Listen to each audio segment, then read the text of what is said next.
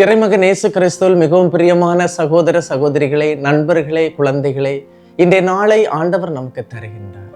இன்றைய நாளுக்காக கடவுளுக்கு நன்றி சொல்லுவோம். அன்பு தெய்வமே, இந்த அதிகாலை வேளையிலுமே போற்றி புகழ்ந்து ஆராதித்து உமக்கு நன்றி கூறுகின்றோம்.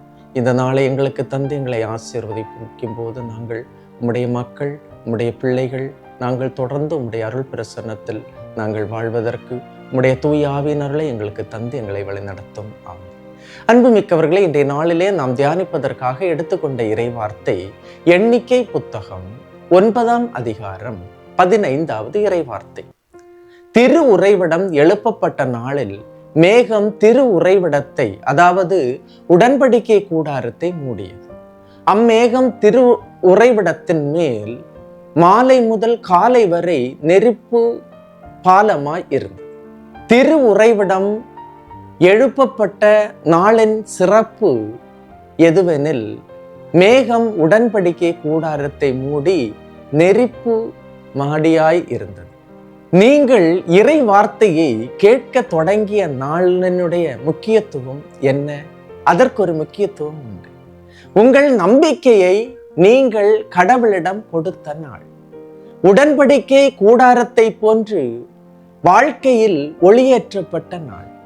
அந்த உடன்படிக்கை கூடாரத்தை சுற்றி ஆண்டவருடைய நெருப்பு மேகம் நிழலிட்டது போன்று எந்த நாளில் நீங்கள் உங்களுடைய வாழ்க்கையை இறைவார்த்தை கேட்க வேண்டும் என்று அர்ப்பணித்தீர்களோ அதிலிருந்து கடவுளின் ஆசீர் உங்களை மூடிக்கொண்டிருக்கின்றது.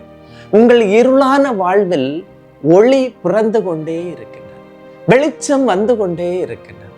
ஒவ்வொரு நாளும் நீங்கள் கேட்கின்ற இந்த இறை வார்த்தை உங்களுக்கு ஒளி ஏற்றி கொண்டே இருக்கின்றது.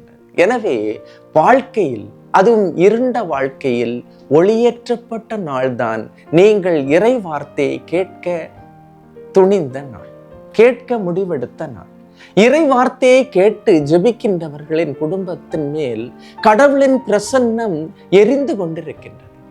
இருள் அவர்களை கவ்வாது, துன்பம் அவர்களை தீண்டாது.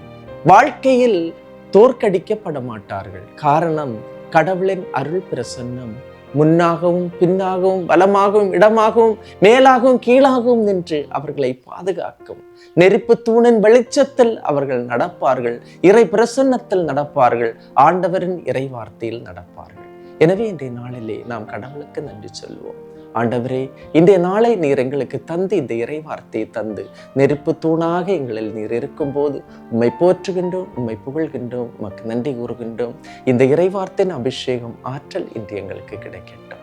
எல்லாம் வல்ல இறைவன், தந்தை, மகன், தூய ஆவியார் உங்களையும் உங்கள் குடும்பத்தையும் நிறைவாய் ஆசீர்வதிப்பாராக. ஆமேன்.